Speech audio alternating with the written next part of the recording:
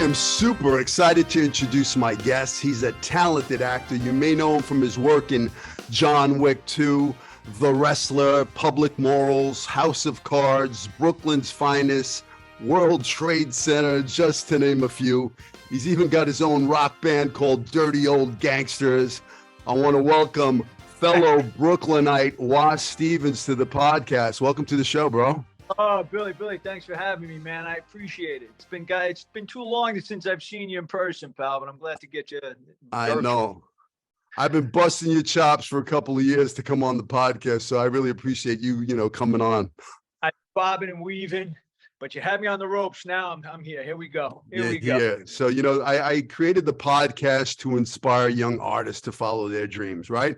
If a kid like me can come out to Brooklyn, from Brooklyn to Hollywood at 18 with $200 in my pocket, a one-way ticket, didn't know a soul out here, and make the dream a reality, then why can't the listener out there, right? If a guy like you from Brooklyn, can have all these amazing credits, you made the dream a reality. So I just wanted to kind of get to the beginning. When did you know you wanted to be an actor? Oh, I think we all know when we're kids, right? I mean, we all, my whole shtick was entertain my family my whole life. Thanksgiving was the Wash show, and anytime I would get a laugh, and back then it was all about getting a laugh, and in the neighborhood, you protect yourself, you diffuse situations with humor. So, and I always knew, even when I was a little kid, did a bunch of theater when I was very, very young. And then as life goes by, you start to think, well, everybody wants to be an actor. So let me see what else I'm going to do. Is it a fantasy?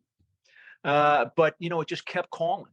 It's like that thing in your ear, man. It's in your heart. It's in your gut. You can't let go of it. And finally, I just said, fuck it. I'm going to take a shot. Got into class. How old were you? I was old, man. I had to be about 35. All right. So at 35, you see, I'm going to do this. I'm going to pursue this acting thing. Yeah. I took a shot, and I got very lucky because I started a class. I was dating a woman who was an actress, and she kept saying to me, why don't you do this? You love it and you're funny. And finally I met her coach.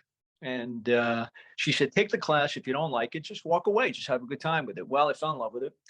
And because of my day gig, as especially in New York with the hustle's so heavy, you have to have something, a sustained job. So I had met producers and people, and someone who I had met just said, we're doing this Brooklyn-y kind of very New York-y thing.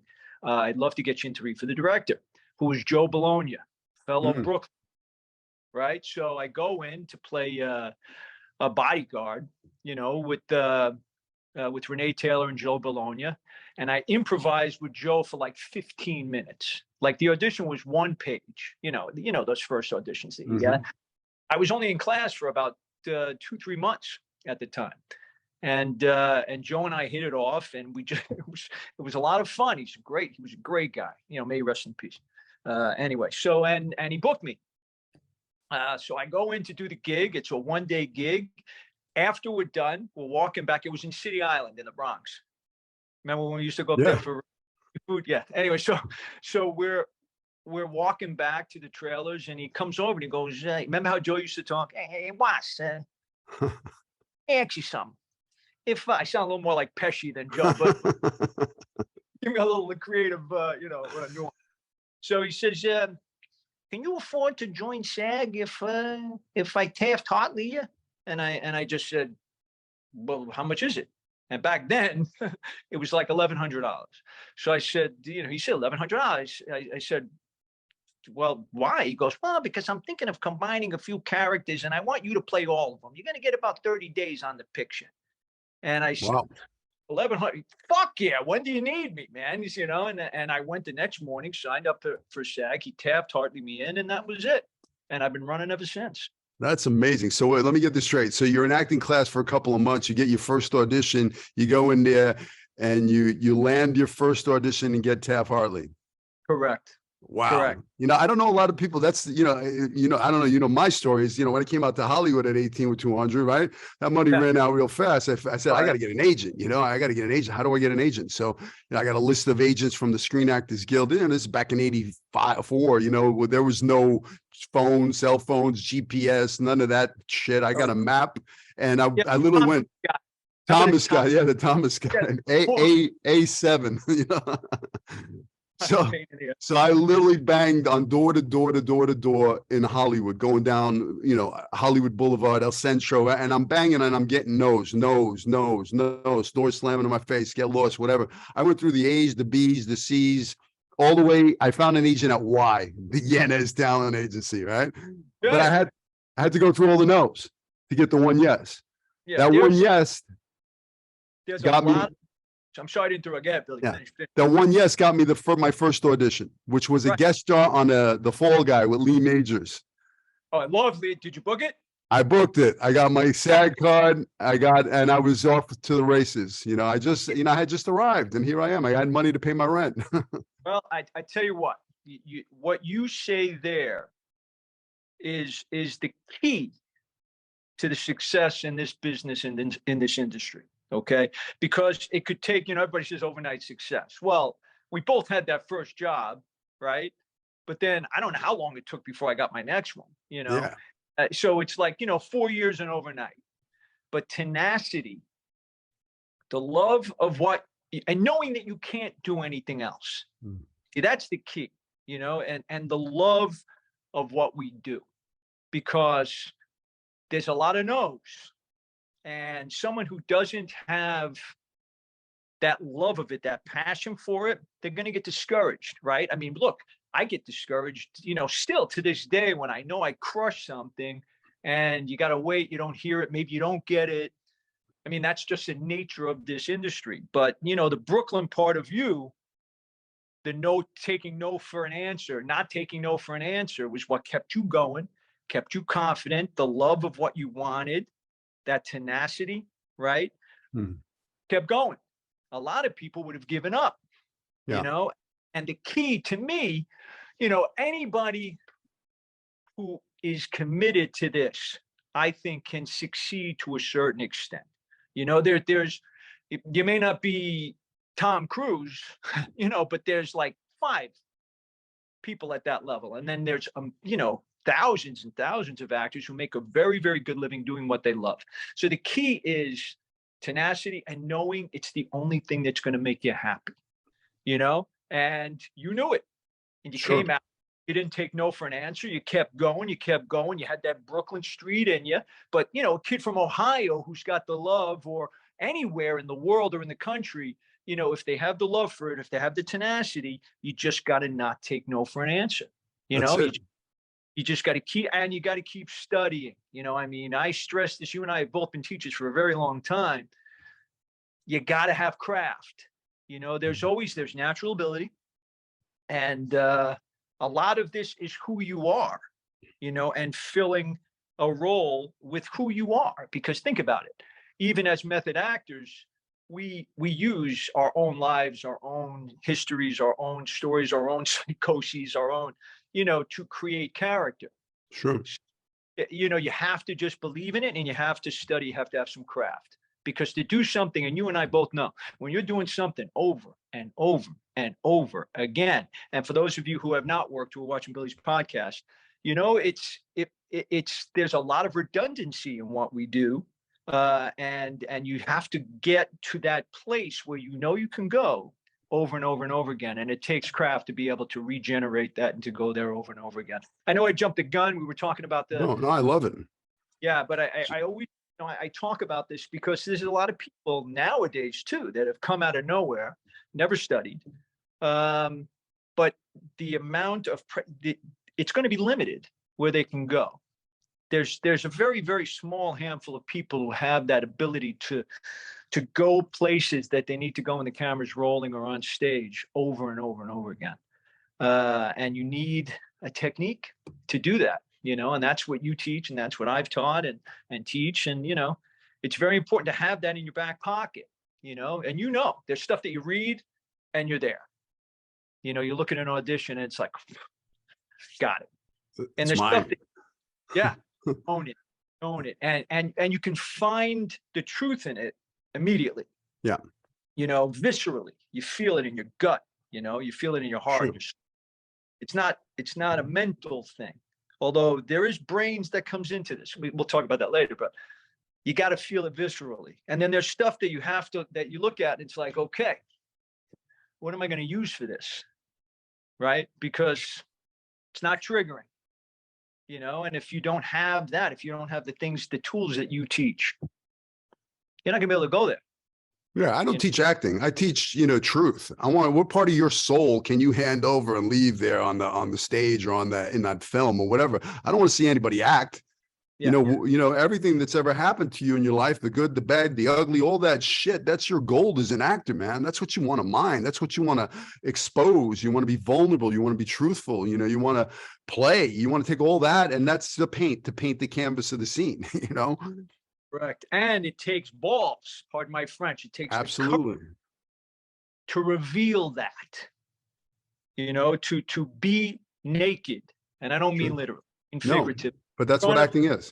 In front of a complete group of strangers, whether it be on stage in front of a crowd or, on set, there's a lot of people around, and you're going to a place that you may have never admitted you went to, or you may have tried to bury in the deep recesses of your mind. You and I are very old school, Billy. When we grew up, we didn't show that stuff. Sure. No, you get beat up.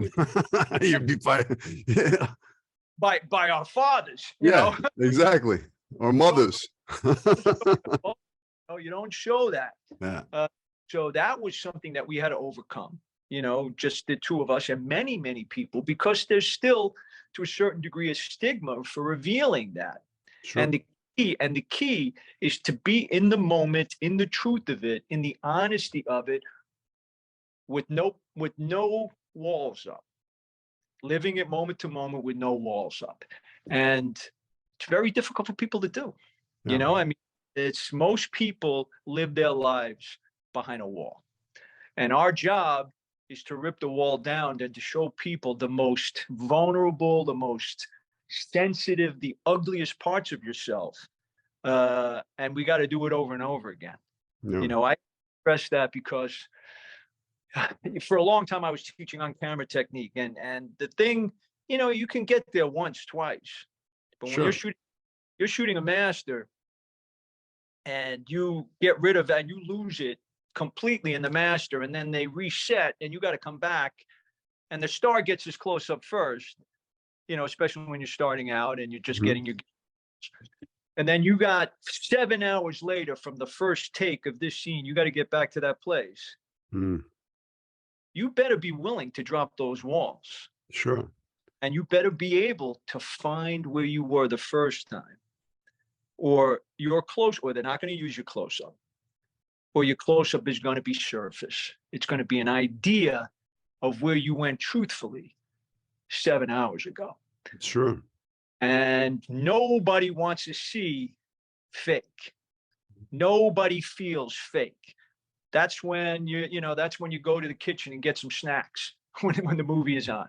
That's when you go to the bathroom. That's when you check your phone to see if when people are putting on an act of a true life feeling, emotion, reaction, there's nothing worse than that. I hate it. Anyway. And let me ask you a question. So how do you feel like, growing up in Brooklyn has helped you as an actor, or has it been a hindrance? How has it affected your acting career? I think it helped. Where'd you grow up? Bensonhurst. Where? Yeah, 17th and 71st. Okay. What school did you go to? I went to private school. Okay. Because I went to Utrecht. I got kicked out in Utrecht. That's where I was supposed to go. I got kicked out. Yeah. Well, we all got kicked out at one time or another. Not to go too far off the path of the theme here, but I was a hockey player growing up. So I had to go to New England because New York hockey, we used to play in Brooklyn. Remember in Coney Island? Roller skate with the roll of electrical tape. Remember the puck was electrical tape? Yes. Huh? You throw the electrical tape in the freezer so it would slide for like 2 minutes before it defrosts. Yeah. Right? With the old 4-and-4, the 2-and-2 The roller skates. Yeah. Did Yeah, you play? In Brooklyn, of course. You know what? You know the goalie. We used to take. You remember the big yellow pages? We used to tape them to the shins. That was that. You know, we didn't have goalie equipment. I used to play in the Fort Hamilton Roller Hockey League.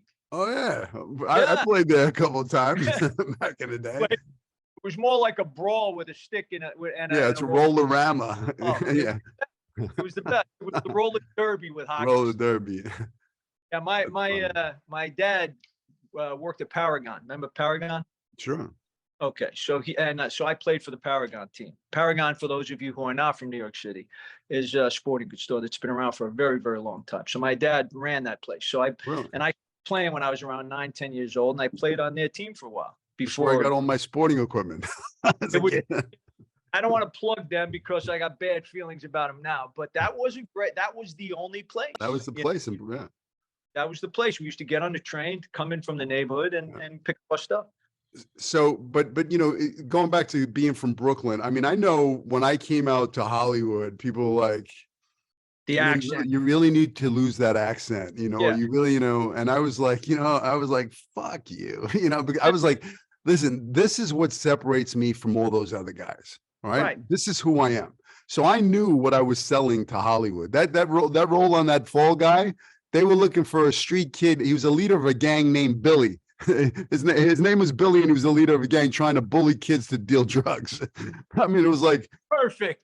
It's perfect. So that, you know, I just played, you know, Billy, and you know, I used it.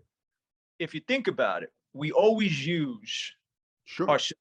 We always use ourselves. We may use portions of ourselves. We may adapt it. We may use an as if, you know, and not maybe a real situation that we were in, but we always use portions of ourselves. We may use a cleaned up portion of yourself. Look, I know when I was a kid, when my accent was really bad, when I would meet a girl's parents, I would clean it up a little bit. Because I was a bad kid, like we all were bad kids, right? We were street kids. We did what we did, right? Yeah.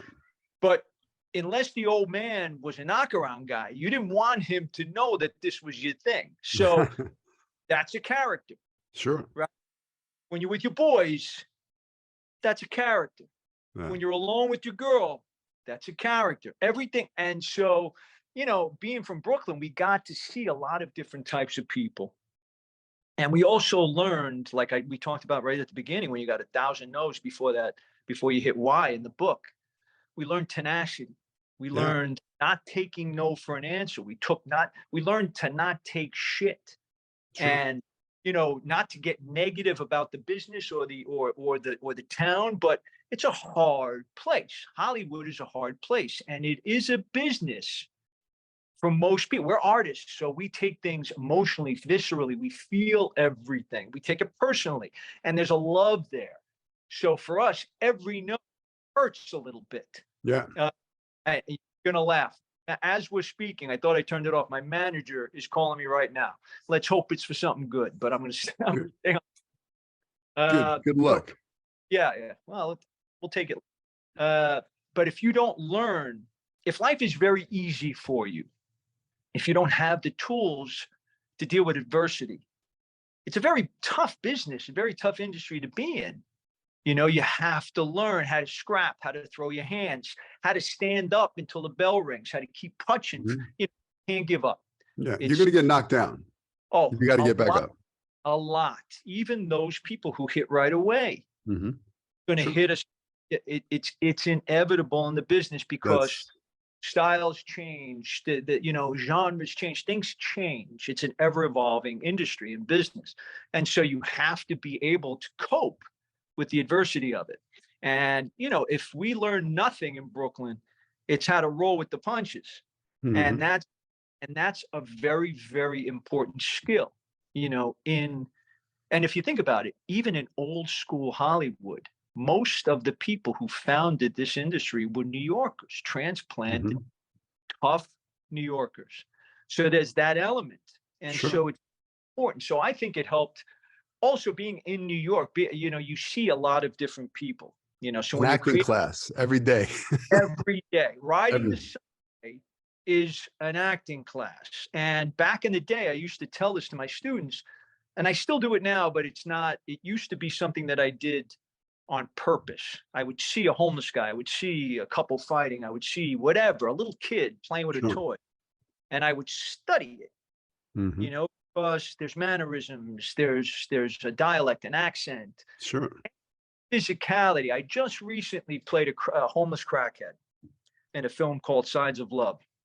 And I actually played Sean Penn's kid's father in the film, Dylan and Hopper. Awesome. Yeah, it was great. I met Sean at the thing. It was a very, very good experience. And so, and my day gig, my my non-acting gig. Can we talk about that for a little bit? Yeah, about a minute. Let me finish the story. I mean, you can go off on it in a minute because it's a wealth of context and information. But of course, you could talk about it. It's part of who I am. So there's a homeless guy that hangs out at the joints all the time.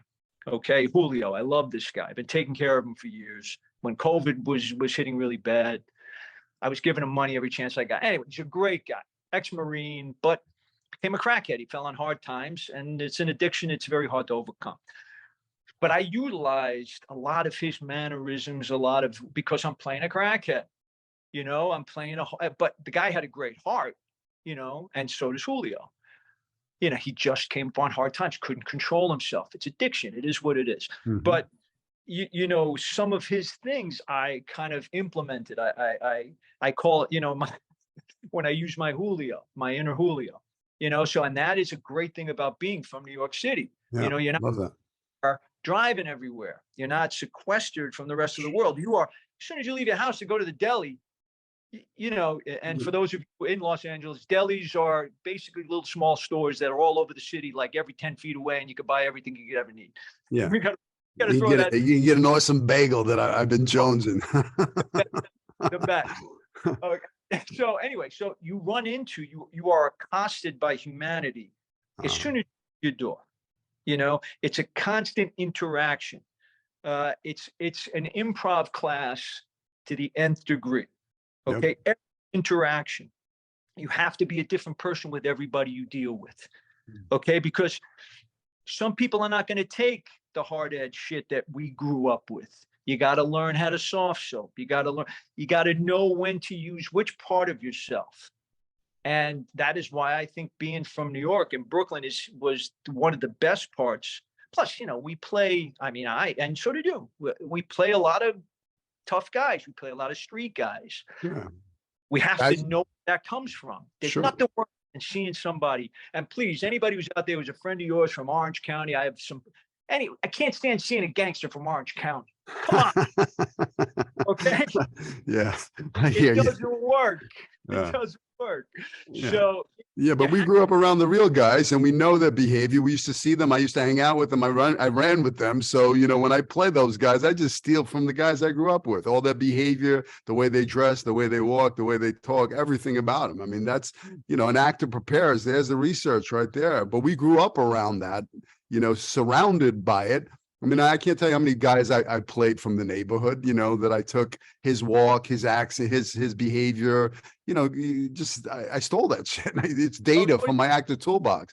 And I'm a big believer in that. I give you a quick funny story is I did a movie called Pretty Woman, right? And originally it was called anybody, of course, everybody knows that, bro. Yeah, but it was a much darker film about drugs and prostitution. It was called 3000. The original film was 3000.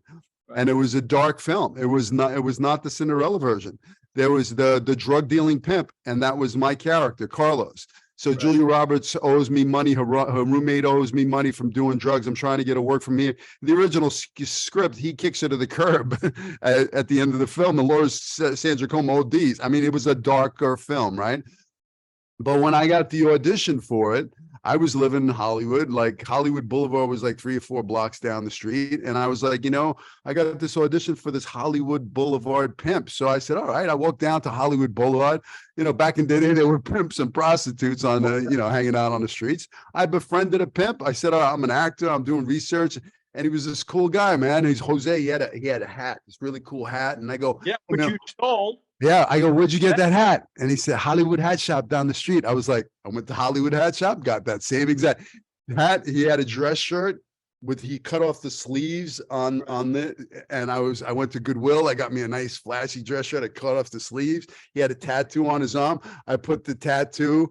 He had this behavior, the way he stood, his kind of chin up, his shoulders back. I stole all of that. He had a gold chain. I took all of that. And that's what I brought into Gary Marshall for the audition. And as soon as I walked in the room, Gary Marshall said, I love the hat. I love the hat. So yeah. It was the real guy that I brought in, and that was through observation, watching some guy, watching his walk, watching his talk, watching his behavior, and giving that to the character, and I think it's really important for actors to do that wherever you live. I mean, it's great if you live in New York because you can ride a subway and see 7,000, different characters, but wherever you are, you want to open up your eyes. You really want to open your eyes and you want to watch behavior. You see that cop, look at him, look at that behavior. You may have to play that cop one day. You see that crack kid one day. You may have to play that guy. Or you may have to play, look at that wardrobe, that piece. It's all data for actors in their actor toolbox. So they want to really become aware of their senses and open up their eyes.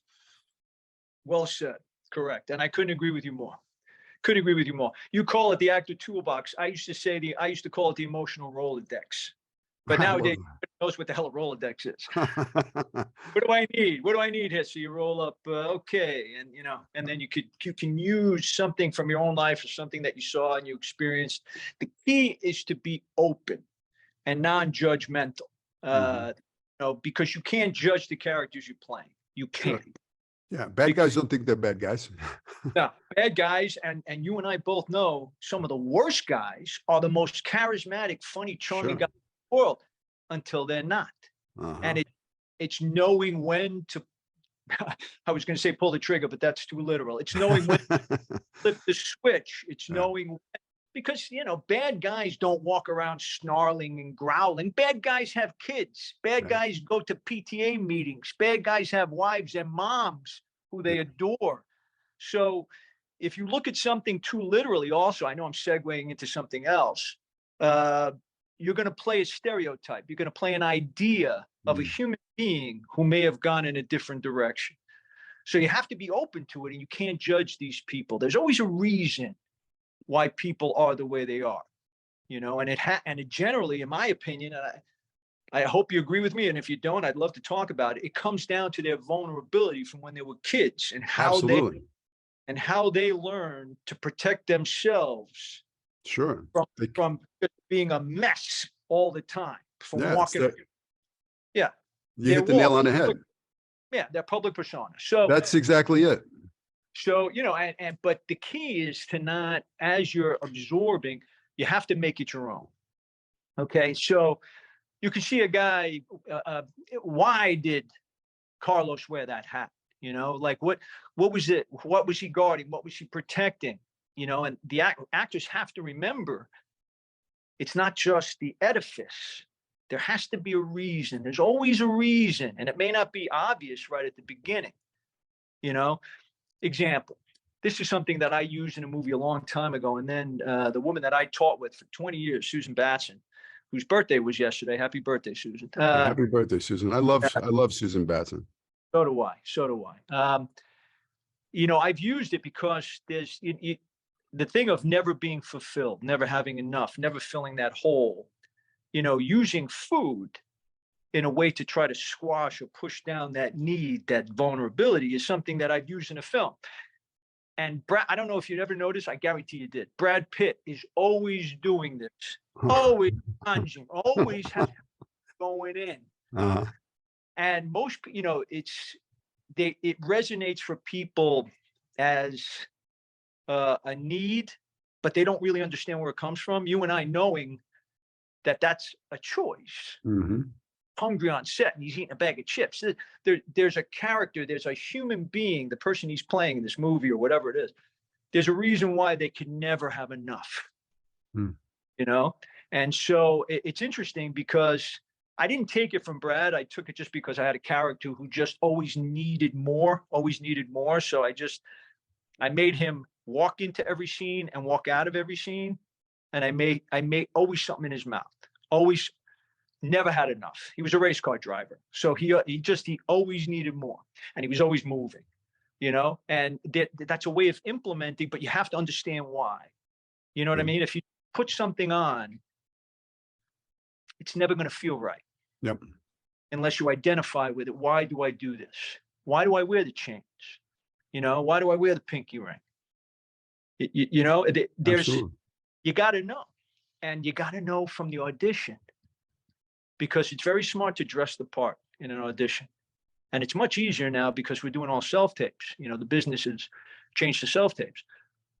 You have to be that character, you know, you have to be, and the people, the director, the casting director, whoever it is, as soon as you have to grab them immediately or they engage, right? It's a business. There's so much else going on. And you take your stuff seriously. You do your preparation, you do your work. It's got to be grounded or it's just edifice. And in our industry, edifice doesn't work. If it doesn't come from someplace inside, a visceral reason for it, it's just props, you know, it's just wardrobe. Anyway, I know it's great. I agree 100%. I mean, when I teach my actors, listen, you want to create the backstory of your childhood. You want to know what happened because it's that childhood that creates the adult. It's that unfulfilled need that creates the persona. It's that little girl that mommy flushed her goldfish down the toilet bowl and she couldn't save her little fishy. Well, she grows up and she becomes the president of Save the Whales. Because, you know, the persona was created. I'm going to save all the fishies. Or it's a little boy that daddy beat up mommy and he couldn't protect mommy. Well, he grows up and he becomes a cop because now he can protect and serve all the mommies in the world. It's always comes back to the childhood. So you want to dig that deep and you want to know and you want to make those choices because, you know, most actors aren't. They're lazy. They're just trying to memorize the words on the page. You dig that deep, you make those choices, you know why your character walks and talks and dresses and whatever, and you're bringing all of that to that audition and you're showing them the character and you know more about the character than everybody else because they didn't write that backstory. You did a private moment exercise. You know what that character did last night. You know what that character has in their pockets. You know everything about that character. So what that does, it gives you confidence. So when you are playing, you're in play mode. You're not in, oh shit, what's my next line? You're in, I know who I am. I know this character better than the writer who wrote it because I wrote the backstory. He didn't. He didn't even give the character a last name. You know, I gave the character last name, and the last name says a lot about you or where I grew up. You know, we grew up in Brooklyn. We're a product of that environment. You know, that's what formed us. You know, if you grew up in East LA or, you know, Chicago or Boston, you know, that's a different guy. If your last name's O'Brien or your last name's Hernandez, that's a different guy. So why don't you give your character a last name? Why don't you know where they come from? Why don't you know all that good stuff? Because that is what's going to separate you from everybody else, because talent lies within your choices. So the bigger, the bolder, the stronger your choices, the more you load it up with your truth, your soul, this character, the more fun you're going to have. And anybody's going to see that and they're going to feel it. Not only, you know, through the words, they're going to feel it. And your job as an actor is to make them feel. What is the given circumstance that is seen? How do you make them feel? How do you make them laugh? How do you make them cry? How do you, you know, that's what it's all about. For me, that's what I teach. They don't feel the words. The words push the plot along. What you're feeling as the character saying those words, what you're sending, that's what tells the story. The words move the plot. Your emotional life tells the story. How many times in real life, and this is something we do in the UAA, we do everywhere, you're feeling one thing, but you're sending something else, right? Give you an example that I used to use when I was teaching all the time. Young actors always feel like it's a big, you know, step in the right direction if they can cry during a scene, right? This used to make me nuts, okay? Because nobody wants to cry. Yeah, you want to not cry. Nobody wants to cry. So it's not a big victory if you can get yourself to tears in the middle of a scene, okay? Because nobody wants to do that. It's the inner conflict. It's the emotion overtaking your ability to control that emotion. When the tears come through, when the audience sees you wrestling, and if you do release, that gives the audience permission to release. But nobody has a goal when they're doing a scene or when they're having a conversation or to cry. Nobody wants to cry, okay? Little babies, when they want a cookie, okay, they cry, but it's fake, and you know they're full of shit, but you give them the cookie because you love them anyway. But when you're paying whatever, you're watching a movie, you don't want it. Nobody wants to see that. You know, it's inner conflict, and it's, like you said, the backstory, the relationship with the person you're talking to or about, the thing that you need and want, that creates that overwhelming release. Okay. It's not character Joe cries as he says these words. Great. That's a result. Why? They don't tell you why. So if you don't create that and know that your character doesn't really want to, okay, it's coming because they can't stop it. I used to use the same kind of analogy for musical theater. The whole idea behind singing, you know, if you just sing because it says breaks into song, then it's bullshit and nobody's going to feel it and it'll be pretty and they're going to go get a candy bar at the intermission. Okay. But if you are overwhelmed to the point where words no longer do the job and you must sing to evoke and to relay this emotion that you're feeling in this moment, then people are going to be weeping with you. They're going to feel while you're singing because words weren't enough. You know, so it's kind of like, don't take everything so literally on the page. If you don't have a reason for it, don't do it because it's bullshit. And to go along with your other, the other part of what you were saying, the key to booking, and every student that we have, they want to work, right? We all want to work, is to know why you're saying everything that you're saying. Okay, you must have a reason for everything that you're saying. Even in a procedural, you know, you must know why. Otherwise, it's words and the audience turns off. Everything, and you must give it a backstory, give it a moment before the scene starts in your audition. Know what happened right before the audition. There's nothing worse than an actor who starts a scene like it's the beginning of a scene. Okay. You were alive for 40, 50, 60, however years before that scene started. Sure. You walked in, or you were in the middle of a conversation, and you know it. Most audition scenes start in the middle of the conversation. So if you're coming at it like it's your first line, it's your first sentence, you lost them in the first line. If you don't come at it with the same energy, the same impetus, the same need, the same everything, super objective, the same motive for having that conversation, and it has to be built up to that action, you're going to lose them. Sure. Especially in this self-tape world now, going back to self-tape, it's, you know, I tell my actors all the time, first off, you got to load up that previous circumstance. You got to know, you got to make a big choice. You know, where you coming from? If I say where you coming from and you say, oh, I'm just a regular old day, everything's all great, cool. That's a choice, right? But if I said, you know, you just found out your best friend died in a car accident, you're going to come into the room a little differently. Or if I said you were just at the bar and you had 3 shots of tequila, you're going to come in. Now you got a sensory condition. You got the alcohol. Maybe you've been in the program. You're trying to cover the fact that you have alcohol on you. Now you got all kinds of fun stuff to play with it coming into the door. You know, so that previous circumstance choice is so powerful. And now in this day and age with self-tapes, you know, they're looking through tape to tape. If you don't want to save the best shit for the end, because they may not get to the end. If you come in dry, no choices in the beginning, they're fast forwarding to the next person. So your job is to load up that previous circumstance, load up the relationship. Know that the words on the page are just the words on the page. They don't necessarily mean they're true. Okay. You can make choices. You know, everybody's going to be, you know, if it's bold, everybody's going to be screaming it. Well, flip the script, go the other friggin' way. You know, you can be screaming on the inside, but you're covering because you don't want to, whatever your choices are, if you want to cry, but you're covering the tears, it's exciting when you see that little glimmer of the tear in the corner of the eye. And now they're going, oh, now the audience is leaning and going, oh, is he going to cry? Is he gonna cry? Now you have them. They're hooked, man. They're waiting. Oh my God, is he gonna cry? Once a tear drops, okay, he cried. But it's that moment where the tears in there that it's captivating. Yeah. It's the foreplay. Sure. Right? Yeah. I mean, it's the buildup and giving the audience the permission. If you are in that place, if you are in that real place, but you have not released. Okay, it puts the audience on the edge of their seat and it brings them in.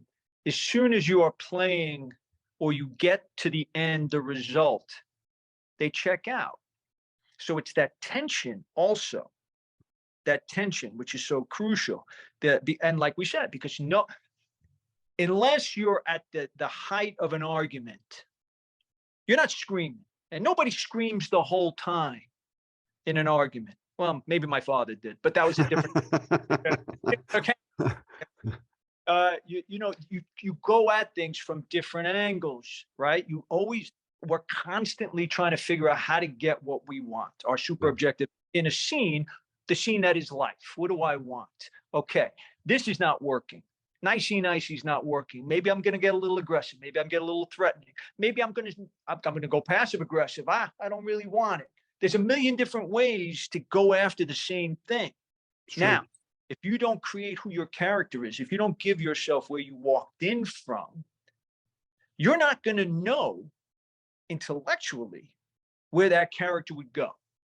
Okay? You're not creating, if you don't create that backstory, you don't have to know as long as you have created where they're coming from. Then it's real moment to moment. Then you're not planning what you're doing. Because planning, I've said this in every class I've ever taught. If you plan something in a scene, it's fake. You're thinking of what you're doing. That means you're not in the moment next. Okay? And when you walk out of an audition and you say, crushed it, I did everything I wanted to do, you sucked. Because you had a guideline. Yeah, a preconceived idea. Yeah. Right. And so then you were not in the moment. Yeah. There were there can't now let's put a little codicil to that. There are times when a director does want to see some kind of emotional result at a certain point in the script. Okay. We can't help it. We're the actors. We are the conduits. We're telling the story, but there's other people a lot of the time shaping where we go. Mm-hmm. Okay? So then you have to understand how to put a trigger in. And I don't know if this is a term you use, Billy, in your class, but you know what I'm talking about. Sure. Where there's a portion or a section of the story in the script that is going to elicit or bring up a certain emotional response so that you're not thinking about it. So you can put a previous thing, a sense memory in, or something which triggers that result. I hate the word result. Yeah. Yeah. But if the director wants to see something at a certain point and you don't want to phone it in or fake it, sure, you figure out how you're going to bring that up in yourself to get it there at that point. So you can, but the key is those are few and far between, because if you're planning what you're doing moment to moment, you're not moment to moment. Sure. You're in your head. Yeah. And everybody knows it. Everybody knows it. Yeah. But there's a certain degree of, I used to love doing these run and gun films when we first started, when you didn't have permits and you were just doing stuff because you don't have time. Filmmaking. You don't have time to, and you know how it is in the streets of New York, especially back when we started, it was like nuts. It was nuts. So yeah, it's a little nuts so again, but so you had to kind of get things fast. There wasn't a lot of time to plan. It's like, where am I? What's the end mark? Okay, let's go. Roll it. Let's go. And so whatever comes at you, I mean, think about this, a little segue. One of the best lines in Urban Cowboy is, "I'm walking here." No, you're midnight Cowboy. What did I say? Urban Cowboy. Travolta, what can I tell you? He's a good guy. Yeah. Yeah. Cowboy. Yeah. But that's totally improv. Totally improv, Yeah. right? But Dustin he would didn't break walk. character. That's what I loved about it is he didn't break character for a moment. He had the cigarette, the whole thing. I mean, that was a And he slammed brilliant. on the thing, Yeah. Yeah. and so that, like, think about it. If you were planning how you were going to walk across the street talking to John Voight, you wouldn't have done that. No. You would have looked at the cameraman or the director and said, "Oh, this cat fucked up the shot. Want to go again?" No. And then you killed one of the most amazing moments in cinematic history. Sure, it's the greatest. Yeah. And that happened truly, they were on a long lens. That was guerrilla filmmaking. That was, they weren't, half those people in the background were not extras, Okay. so they were stealing that shot. And the cab went through the barricade, but it's a brilliant moment. But what I love about that, I use that as an example all the time because I teach my actors, animal exercises and animal work, a lot of people don't know what an animal exercise is, but like Marlon Brando in The Godfather was doing the bulldog, shot in the throat, and nobody knew he was doing a bulldog shot in the throat, but it was, amazing to watch, right? Magic. And seeing Dustin Hoffman, he was playing a rat, he had this little way he walked, and I mean, just his whole behavior was completely different because he made that choice. So I use that as an example all the time to, get out of your own behavior. How do you walk? How do you talk?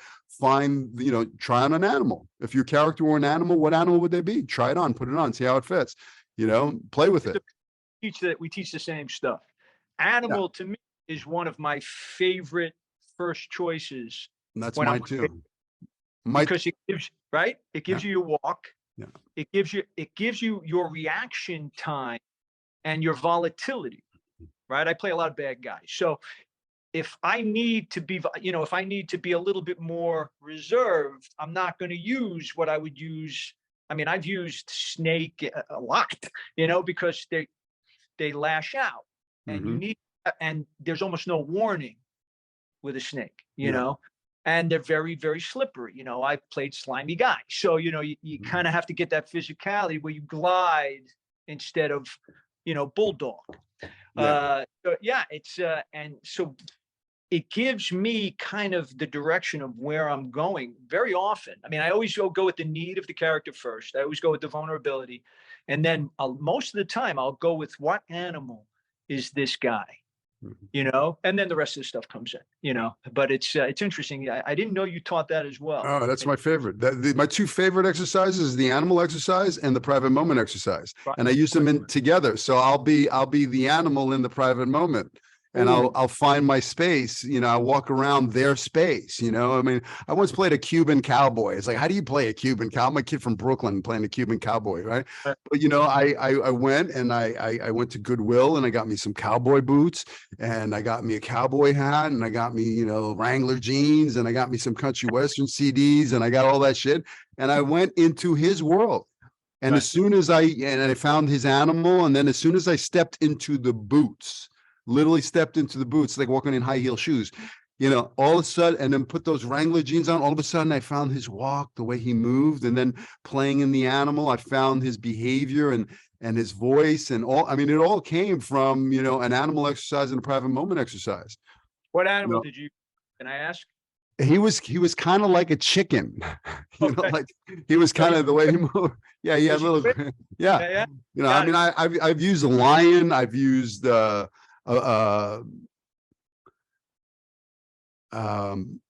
pit bull, I've used a Doberman pinscher, I've used these are for characters. I mean, the Doberman, if you watch the footage, I don't look anything, I don't behave like me, I don't walk like me, I don't talk like me. I mean, when I was a lion, I asked the wardrobe lady, I had a black leather jacket on, I said, I want you to put fur around the collar. I said, I want you to put fur around my wrist. And, it's just a subliminal thing. Nobody knows I'm playing lion, but when you see me get mad in the scene, my veins are popping out like, But it came through the animal, when I played a silverback gorilla and, that was my choice. But when I got into a conflict with the other actor, I didn't plan it. It wasn't planned, but I beat my chest, man. I was like, come on, mother, I'm fucking right here, And that came because I knew the animal, the beating of the chest. And the best part of that moment is it came from your prep, not from the I'm going to be a gorilla in this scene. No. It was completely improvised, and it came from the prep. I went to prep school. I'm sorry. And our football coach, I love this guy. I still love him to this day. I still call him by his last name. I can't call him, Doug. I got to call him Mr. James. Everybody has the will to win, but it's the will to prepare. And he used to do it like this: the will to prepare. And that's the same for us. Sure. You put the time before. And a lot of people get lazy, man. It's, you got 3 pages, you spend, I spend a lot of time, and my students used to be, why? You can get this down in, in a half hour. It's like, well, because the words are this much of what I got to do here. Sure. It's all of the stuff that creates the reason why he says those words that is so important. And that takes time for it to be inside of you, even though you're using experiences from your own life many of the times, a lot of sense memories and a lot of experience. You still have to bring them back up, and as human beings, we have a tendency to guard or to recess a lot of the stuff that we need to pull up for a scene, a lot of the real truthful stuff. So it takes a little while to bring that back. Yeah. Nobody wants to feel anger or pain or disappointment or abandonment. Nobody wants to go to those things. You can't play them. But that's what separates the good actors from the bad actors, Right. Right. Hey, let me ask you, so, or at least help them, How, I know you mentioned self-tapes, and, I'm curious if, for you, back in the day, we'd have to go into the room. Now, because of the pandemic, there are self-tape auditions. I mean, how do you feel about self-tapes? Do you like them? Do you not like them? How do you feel? Okay. You and I know each other a very long time. So I'm not to disillusion or I don't like them. I don't like self-taping. I actually hate self-taping. The only good thing about it is that you don't have to get to the audition. You don't have to go there. You don't have to get on the train, or for me, get on my motorcycle, ride in the rain. You don't have I loved being in the room, and especially when you're doing it for a little while, everybody who's casting. So you have already a kind of a relationship. If they're bringing you in, they know what you do to a certain extent, even if it's new people. You're coming with a reputation, and you get to feed off the energy of the room. Yeah. Which is very, very important to me. And number 2, you get an adjustment. If you come prepared, which we do, even if you're a little off base with how the story is being told for the vision of the director, they give you, if you're in the moment, they're going to give you another chance. And they show you an adjustment. And if you have any technique, you take that adjustment and you go in that, and that's how you book. The ability to be directed very often. I'm sure you've experienced this.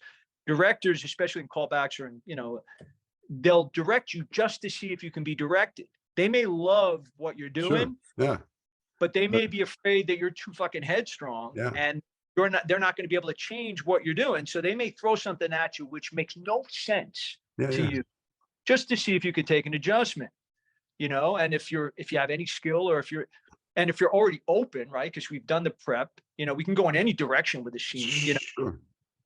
If they give you an adjustment, you emotionally ground it immediately, and you go and you go and you wing it. And it's the fun part of it. It's the fun part of the audition. You don't have that with the self-tape. With self-tapes, you make your choices, and there's nobody there telling you if you're a little off base. There's nobody, the energy is different. It's like the difference for me between practice and the game. Going to an audition is that's the game, because you're not going to go to the major leagues unless you play well at the audition, right? In the at home, it never had the intensity for me of going to the room, being ready. You can't do it again if you drop lines, unless they really know you in the room. You screw up once, twice, you get stuck, something glitches, you're done. Yeah. At home, you could do it 30 times if you want. So I made a rule, and I did this with my wife, actually, because she was getting mad at me because I wasn't prepared as I would be for a regular audition. And we'd be doing, 7, 8, 9 takes. And she would get pissed at me. She's like, you know this? Yeah, so hard ass. She puts me in my place. And Love that. yeah, well, you need that. And finally, I committed to myself that I'm coming in. I'm giving myself 3. And if I don't hit it on 3, it's on me. And so it upped the stakes for the self-tape situation, but you still lose the energy of the room, when you've done this for a while, there's relationships with casting directors, there's kind of a bond there, because if you book with people, they know they're going to get something out of you. You may save them another 3 hours of bullshit. That's why they're bringing you in.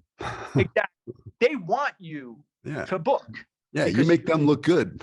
Exactly right. With a self-tape, okay, I'm talking about this for way longer than I bet you wanted to, but they're also seeing hundreds of people, whereas if they're casting out of New York, they're going to see maybe 40 people, so they're going to really fine tune who they see, because they don't want to pay for the office time. They don't have it. They got to get it done. They got to get that role filled. So you're going against 300, 400 people, right? With no adjustment, no energy of the room. And they may or may not know who you are, as opposed to going into a room where you've been time after time, you've booked. That's why they brought you back in. They know you're good, or they wouldn't have brought you in, right? Because they're not going to waste their time. They're going to give you a little leeway if you glitch.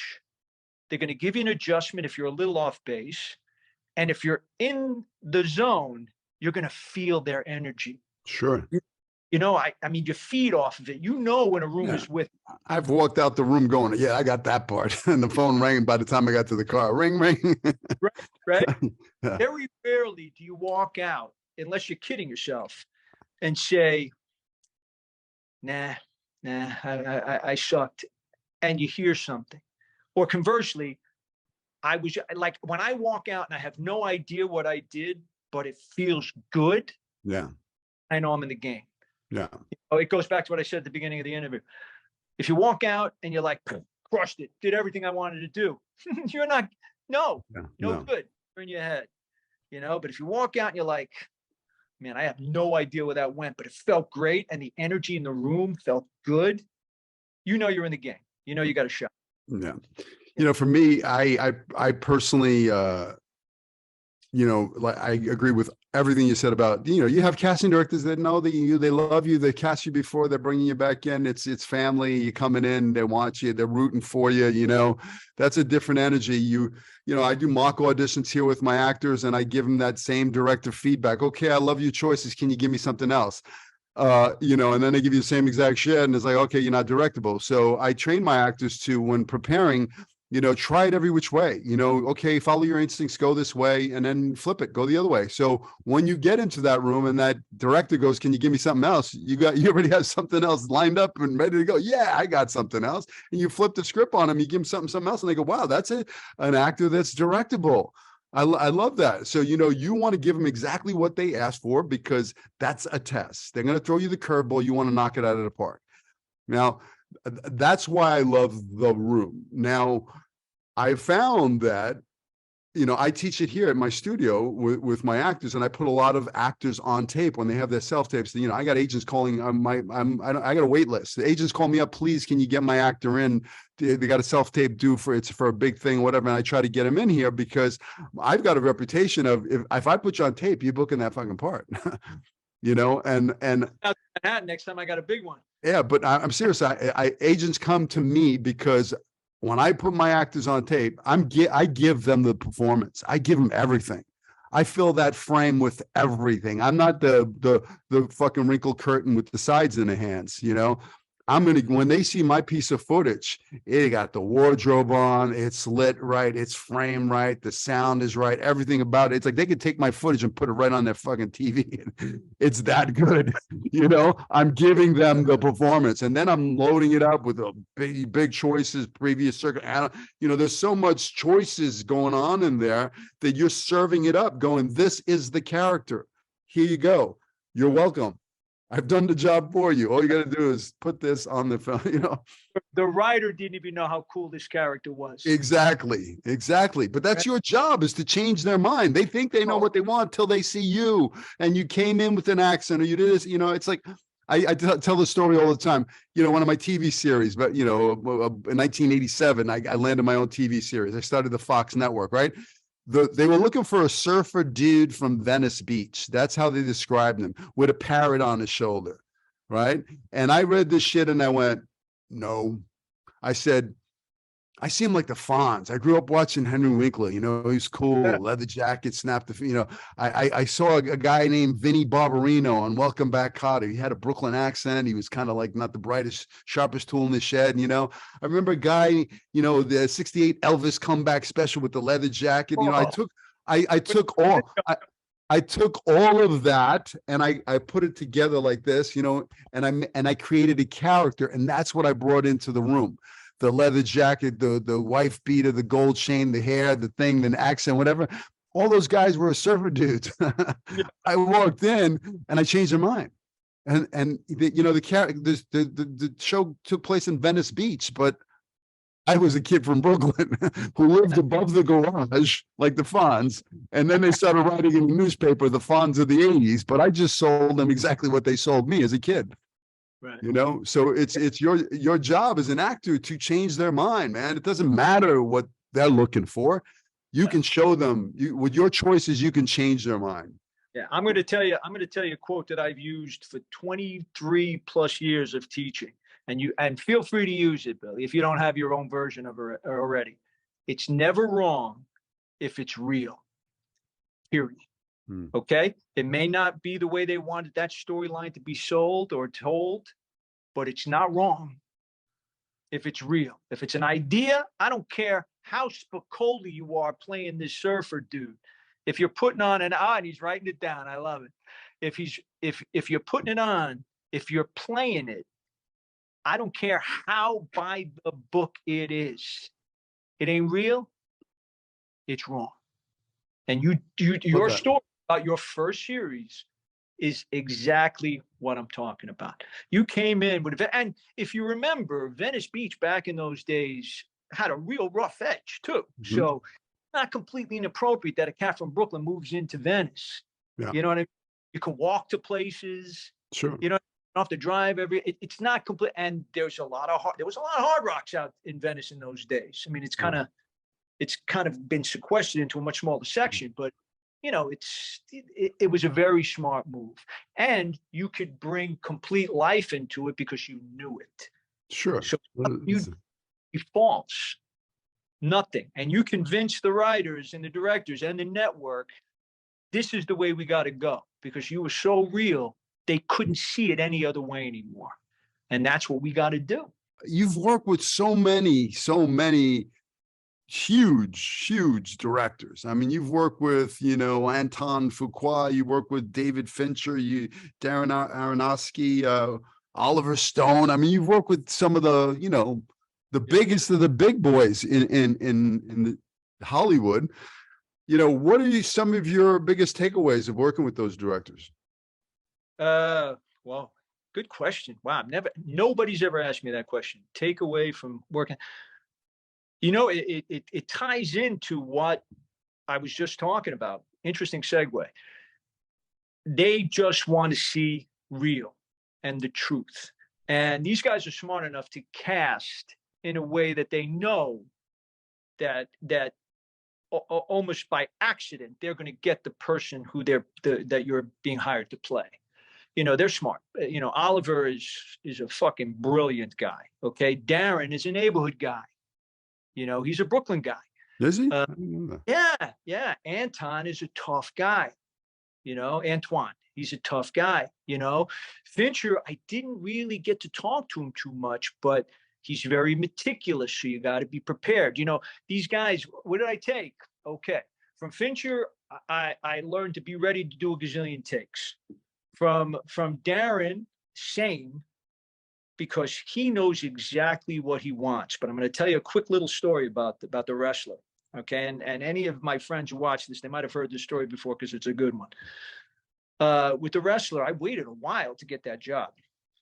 I read this was when we were still going in the room, and I knew I had it, but it took like 2 months because it was an indie back before indies were formed. Sure. So it took a while for them to get things set up, and Mickey was rewriting a lot of the script. So, and I came in and I did the scene where Mickey comes into the locker room. I don't know if you remember the rematch scene.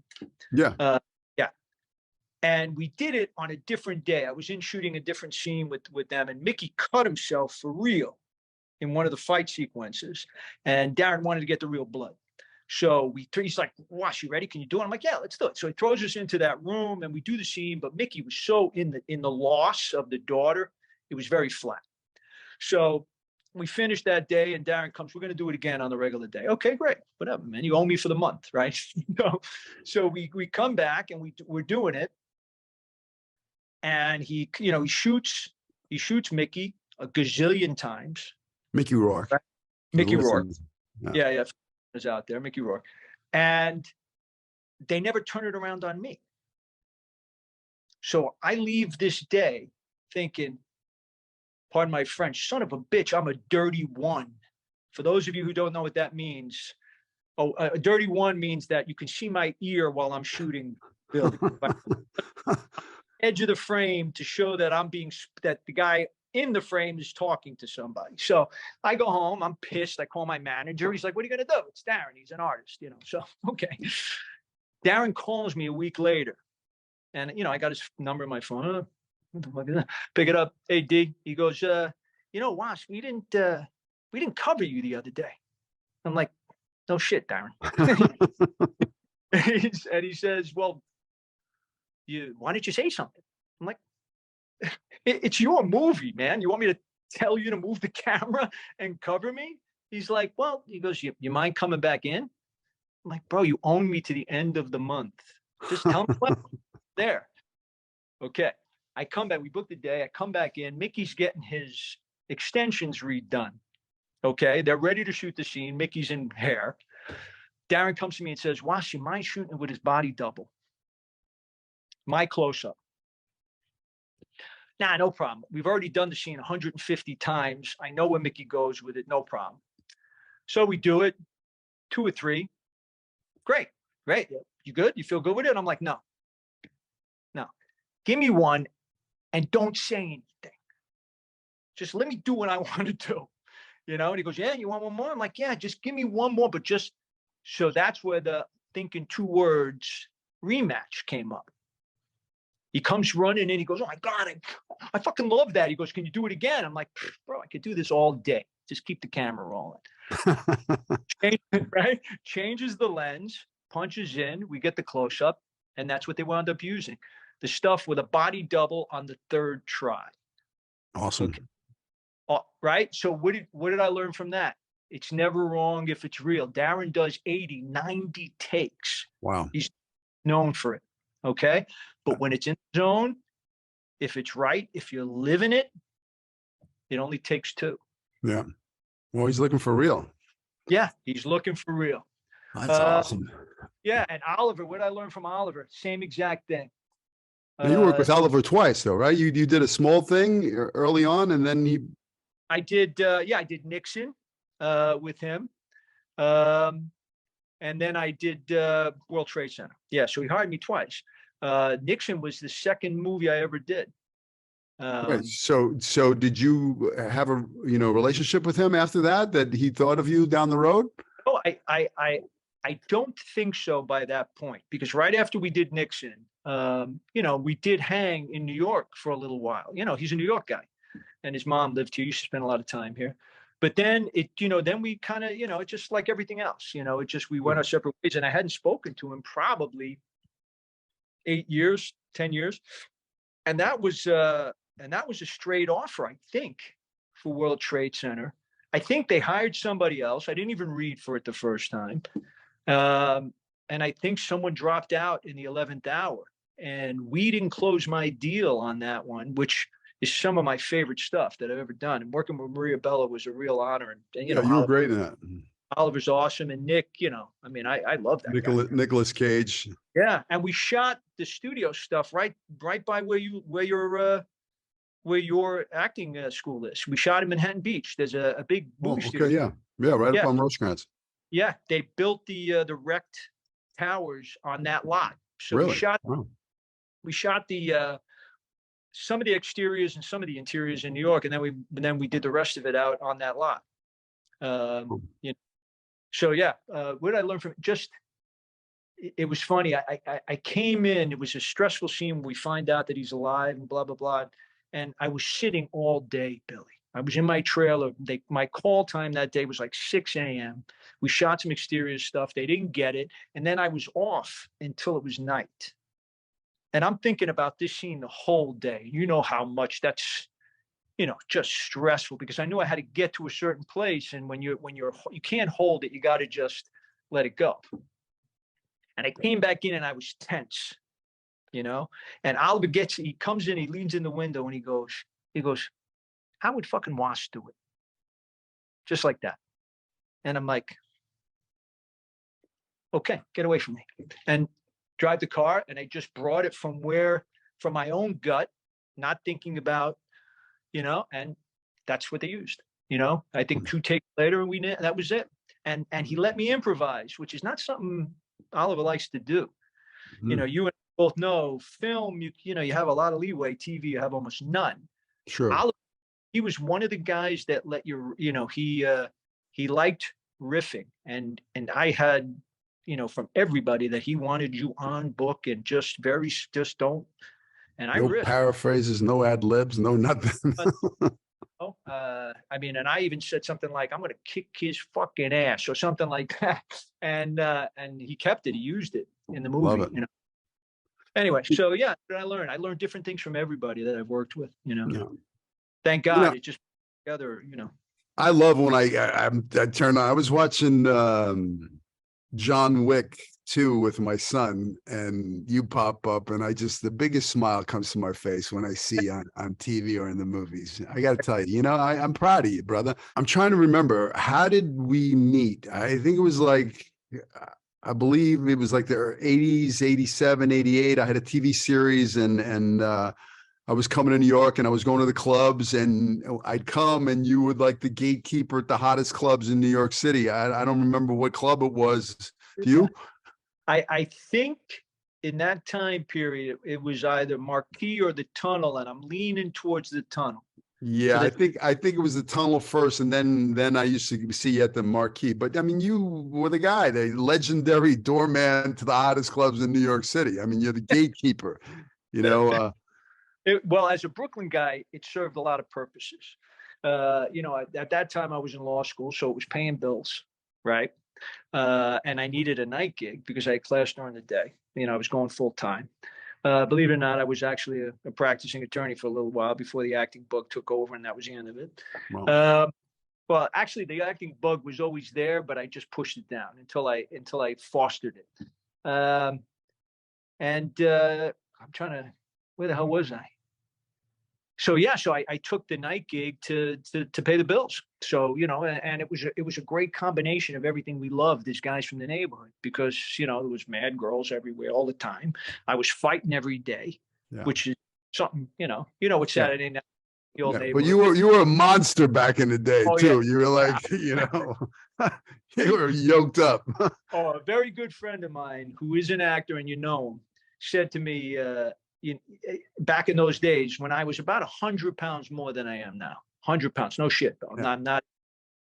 He said, listen, when I started acting, he said, if you don't lean out, you're going to always be the fat best friend.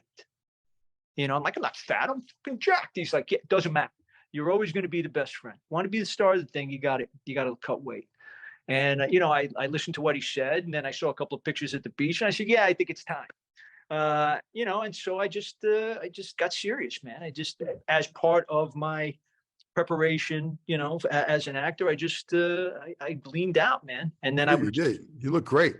Oh, thanks, man. Thanks. Yeah. Now it's just a way of life. But back then it was, that was what we did in the 80s. If you remember, the bigger, the better, man. Nobody cared about definition. It was bulk,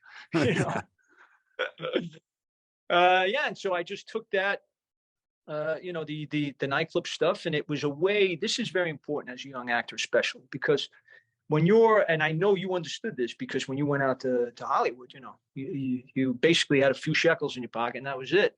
It puts when you're auditioning and you have no other money coming in. This was my head, you know, it puts a lot of pressure on the Sure. audition. So you can't be relaxed. You can't be in the moment. And one of the most important things for us is to be relaxed, to be able to listen and receive, send and receive, be in the moment, not be freaking out. I got to get this fucking job or I can't eat this week, you know? Sure. So I figured if I kept a night gig all during, you know, my life as an actor, if I kept that part of my life, which progressed and turned into a very lucrative kind of side gig, I would never have to stress my actor. I would never have to stress my artist, It's you great know? advice. And it was an industry also where I could take off if I had to go someplace to shoot. You know, everybody always knew if I book, I'm out, you know, and I'll see when I get back. You know, that's always number one. And thank God it was, you know, I was fortunate enough that everybody understood. And that was it. And it's, you know, the rest is history, man. Yeah, You know, you're a friggin' legend in New York behind that velvet rope. and what it has also helped with certain jobs. We talked about this right at the beginning of the interview. My first audition with Joe and Renee came from a producer's assistant who I knew from the clubs. Okay. Oliver became, after I did Nixon, which was a straight audition, we became friendly after. He used to hang out with me at the clubs. You know, all of these things, they intertwined because everybody wants a place to go at night. They like to have juice. And no matter how big you are, especially in those days, you were a little worried about what was going to happen when you went to a place. It's not like now where everybody has a cell phone and they call 2 hours in advance and their PR person sets it up. Back then you showed up, Yeah, you you know, showed up. and I can't tell you how many celebrities I've turned away in my life if I didn't like them. Guys who play for the Mets, I'm a Yankee fan, shit like that.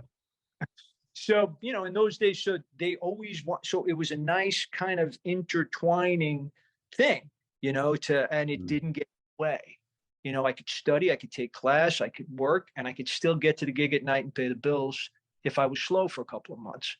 So, you know, if we can kind of send anything to your students or to your viewers, it's important to make sure you got a little bit of security because you don't want to stress your next acting gig Sure. or your rent. You know, it's a little bit different. It's also generational, I think, Billy. I think you know, the newer generation kind of, they don't think of things in the same way as far as making, you know, my dad always told me, make sure your bills are paid, make sure your bills are paid, don't get in debt, you know, I mean, Yeah. he was the kind of guy that would pay off a car in advance, you know, you know, so, but I think it's important because you don't want to put pressure on the creative process. Absolutely. They could smell desperation a mile away. Yeah, it's When like you a don't, dog. when you don't need it and you're just going there to play and have some fun, it's a completely different vibration because you're in play. You know, desperation of play. You want to be in play.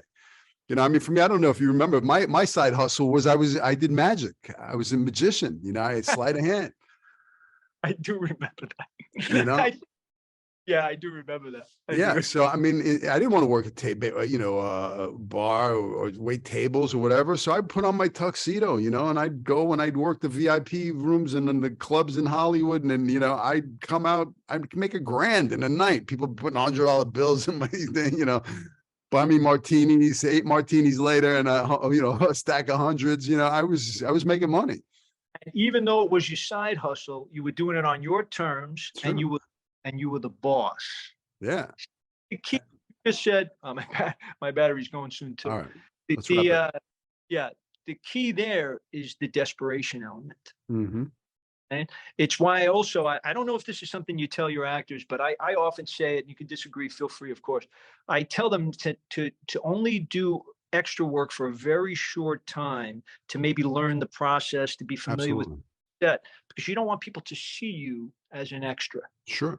And they don't forget. You also don't want to have people see you in a subservient position. You were doing magic for them. You were taking their money, but you could walk and leave and come whenever you want. You were in a tuxedo. You were a badass from Brooklyn doing magic for these guys. Sure. Me, I'm the one saying yes or no. Yeah. Right? Different thing. Not bringing you ketchup, you know, and I'm not dissing, a waiter gig or a side gig or a bartending gig, not in any way. Okay. But you have to know, and you have to utilize it for a period of time to stabilize yourself. But you always have to remember there's that pot of gold that you're questing after. Yeah. That's Yeah, key. and it's acting. You're acting like the doorman. I'm acting like the magician. Those are the part. We're just playing that part for the night. Yeah. Go play that, I mean, I see you with the big fur coat and the thing and you guys, and that's talk about a wardrobe choice. I mean, I love it. Yeah. And it's one giant improv. I get to improvise 1,000 times a night, different other actors. What could be better than the audition process? You never know what you're going to get thrown at you when you go in, right? When you're reading with someone, right? But you got to hit the ball back, right? You don't know what they're going to, what kind of pitch they're going to throw you, but you got to hit the ball, right? And that helps us as an actor, because you don't know when you're on set. You don't know how they're going to, how they're going to send their next line, what energy they're going to, what they're after, if they're prepared. And you got to be in that moment. You can't come in, like we talked about before, with a preconceived idea of what you want, and then what they're serving you, it doesn't jibe. Yep. Now we don't have a conversation. Now we have two individuals sitting in their own worlds, right? So I don't know. You got to be able to hit the ball back with a spin on it in the corner, make them run for it. Even for a fastball, they throw you a slider. You still got to be able to piece of it. Exactly. All right, last question. If you could go back and give advice to the younger you, what would that be? Life advice. You're a kid. No, let's see. My younger me. I'm kind of proud of the way I did things. Maybe be no.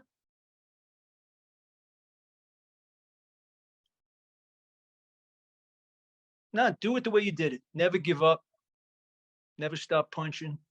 Do it your way. Do what makes you happy, even if you got to go in uncharted territory and it's scary as shit. You got to do what makes you happy, and you got to commit. That's it. But that's what I said to myself all along. Yeah, I don't think I would change anything. Love it. Yeah. Hey, brother, I can't thank you enough for taking this time. I know we went a little long. I appreciate you taking the time. Yeah, man. I appreciate you having me on, Billy Boy. And I'd love to see you. When I'm in New York, I'm going to hit you up. I'd love to see you, brother. Yeah, let's see if I let you in. I know you. I got juice. No loss. Oh, really? That's funny. All right, brother. Be good. Good talking to you. Good talking to you. Take care. All right, bro.